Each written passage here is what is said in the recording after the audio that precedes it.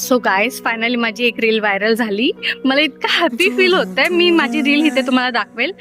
आणि मी माझी सगळ्यात फर्स्ट जी व्हिडिओ टाकलेली ज्यात मी माझं फेस रिव्हील केलं, त्यामध्ये मी असं सांगत होती की मला नाही माहिती लोक काय बोलतील, लोक माझ्या लुक्सला जज करतील.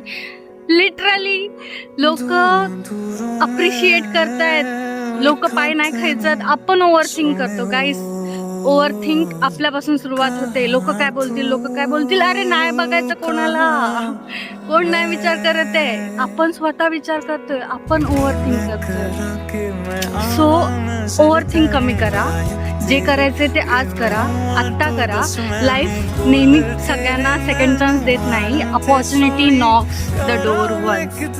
लिटरली विश्वास ठेवा माझ्यावरती. खूप भारी फील होतं, खूप खूप छान वाटतं.